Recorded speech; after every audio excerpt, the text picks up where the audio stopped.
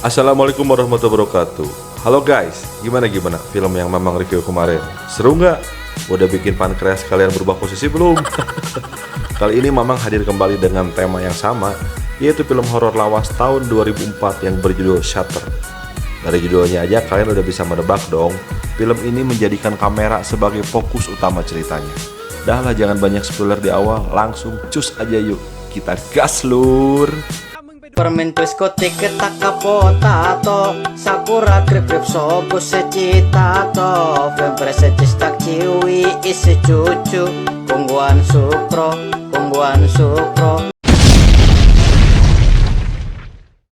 Kisah dibuka dengan perkenalan pada dua karakter utama, yakni Tun dan kekasihnya Jen. Saat keduanya sedang dalam perjalanan pulang dari pesta bersama sahabat-sahabat lama Tun, di tengah jalan mobil yang mereka kendarai menabrak seorang wanita yang tengah menyeberang jalan. Merasa takut sudah membunuh wanita tersebut, Tun menyuruh Jen untuk tancap gas dan pergi dari lokasi kejadian, meninggalkan sang wanita tergeletak berlumuran darah di tengah jalan. Wah, kacau, gak tanggung jawab pisan si Junaid. Semenjak kecelakaan tersebut, kejadian-kejadian aneh mulai terjadi di sekitar mereka. Dan kamera milik Tun mulai menangkap gambar-gambar aneh, di mana salah satunya sekilas seperti penampakan sosok wanita yang menyeramkan. Scene berlanjut saat Tun akan mengambil hasil foto. Saat Tun melihat hasil fotonya satu-satu, Tun kaget karena ada satu foto yang janggal. Di beberapa foto terlihat ada seperti bayangan putih, dan malah menyalahkan si Mamang. Studio foto kampret, malah nyalahin si Mamang. Saat Jen mampir ke kosan Tun, namun dia merasa ada yang aneh di dalam studio cuci cetak milik Tun. Dia mengira Tun ada di sana. Tiba-tiba gagang pintu muter-muter sendiri. Jen pun kaget dan mencoba memberanikan diri untuk masuk. Nyir, lagian ini studio serem amat sih, gak perlu ada hantu juga udah takut. Lanjut. Tiba-tiba ada yang nolol dong dari wastafel. Saat Jen akan keluar, pintu gak bisa kebuka. Dan si Jurik pun datang. Nyir, was asli ini mah. Ternyata efek si Jen bobo siang. Jadi aja mimpi aneh-aneh. Malam pun tiba. Tun menunjukkan hasil jepretan dia ke Jen. Ternyata Jen sadar ada yang aneh dalam salah satu foto itu. Ada penampakan sosok wanita. Halah, ayo lo, siapa tuh? Tun penasaran dengan foto yang janggal itu. Saat dilihat lebih dekat, si teteh Jurig ngaliuk dong. Lah, ini asli kaget nih. Kaget asli. Jen mengajak Tun untuk melihat foto-foto kecelakaan. Niatnya sih dia ingin melihat korban yang waktu itu ia tabrak. Cuman ajaibnya, saat Tun menanyakan ke petugas jalan, tidak ada korban yang Tun dan Jen tabrak.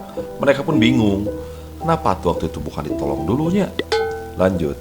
Saat Tun sedang melakukan sesi pemotretan prawedding, lampu ruangan pun mati dan menyala, dan si Jurig pun kembali hadir. Aduh, ini si Jurig tara lama keluarnya, tetapi bikin jantung Mamang berdetak lebih kencang gitu ya. Tun merasa ada yang aneh di badannya. Berat badannya bertambah 2 kali lipat. Padahal dia kurus. Dia pun merasa badannya agak bungkuk dan sering pegal-pegal. Nah, kenapanya si Tun teh? Lalu Tun bermimpi aneh. Bermimpi kalau Jen ada di sebuah kelas, namun dengan mata dan mulut yang mengeluarkan darah, dan gigi Jen pun copot. Untung cuman mimpi. Scene berpindah pada Jen yang penasaran dengan beberapa hasil foto yang ada bayangan putih yang kebetulan mengarah ke arah lab biologi. Jen pun datang dan memoto bagian atas lab biologi tersebut. Jen yang penasaran masuk ke lab biologi dan memotret secara asal tiap-tiap ruangan itu. Dan betul saja, ada sosok wanita tak sengaja tertangkap oleh kamera Jen. Lalu salah satu foto yang ada di dinding itu jatuh dan memperlihatkan seorang wanita yang sedang menerima semacam piagam kali ya. Jen pun mencari tahu siapa wanita yang memegang piagam tersebut, karena ada tanda-tanda yang sering terjadi selalu mengarah pada wanita itu. Satu persatu teman Tun pun tewas dengan cara yang sama, yaitu loncat dari atas, termasuk Ton, teman dekatnya Tun. Akhirnya Tun pun berterus terang kepada Jen tentang siapa wanita yang ada di foto itu, yang ternyata adalah mantan pacar Tun waktu sekolah. Namanya Natre. Dia wanita pendiam dan dikira wanita aneh. Namun Tun kasihan pada Natre hingga mereka dekat dan berpacaran walaupun backstreet pacarannya. Dasar laki-laki buaya. Mana wanita baik. Tapi emang sih, gak jadi hantu aja mukanya udah nyeremin gitu. Aduh. Apa yang Tun mau, Natre selalu kasih, termasuk sebuah kamera. Namun Tun tetap merahasiakan hubungannya di depan teman-teman Tun, hingga Natre murka dan mencoba bunuh diri. Scene berpindah pada Tun yang sedang enjoy menabung di WC sambil udut tentunya. Saat kehabisan tisu untuk cebok, Joel ada yang nyodorin tisu di bawah. Horor anjir, lagi enak-enak nabung ada tangan sok. Tun yang sudah parno mencoba keluar dan langsung mendobrak pintu WC samping. Ternyata malah wanita berbatang. Saat Tun dalam perjalanan bersama Jen, Tun kaget karena saat dia melihat ke kaca belakang, ada wanita yang tiba-tiba bangun dari tengah jalan dan berdiri menatap ke arah mobil Tun.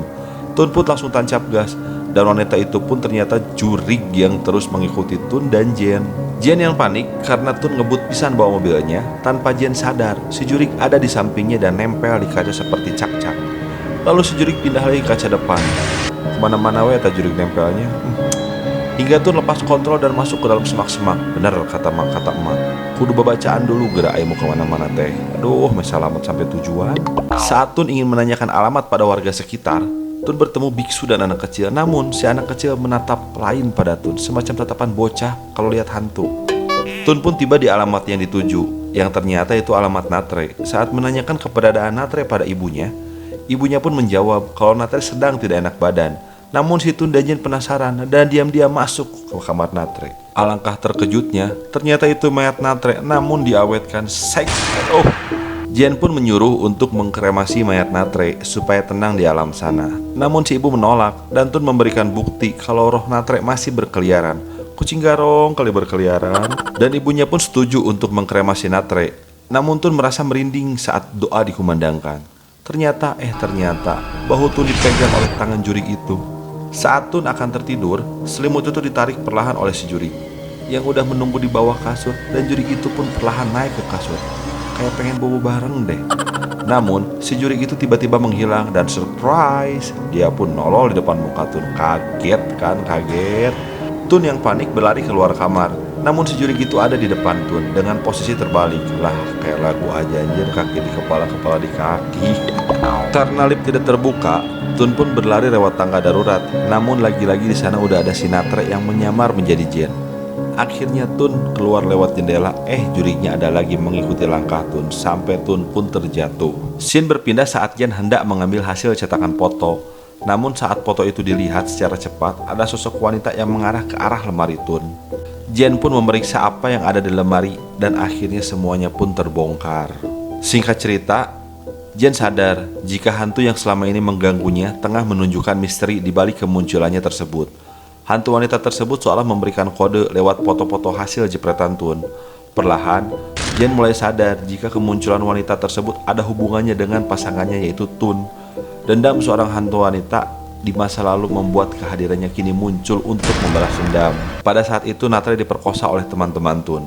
Namun Tun tidak menolong Natre dan malah menuruti omongan teman-temannya untuk memotret Natre yang sedang diperkosa, supaya Natre tidak lapor karena teman-teman Tun mengancam akan menyebarkan foto Natre. Saat Tun penasaran dan ingin melihat Natre lewat foto, Tun terkejut. Ternyata selama ini yang membuat badannya bungkuk, kilonya bertambah, serta pas anak kecil melihat Tun secara aneh, itu adalah Natre yang naplok di punggung Tun. Tun pun terjatuh untuk kedua kalinya, namun tetap masih hidup walau setengah gila. Jen pun datang untuk menjenguk Tun, yang kala itu hanya bisa terdiam dengan tatapan kosong. Dan kalian lihat apa yang ada di kaca, hayo. Dan cerita pun tamat.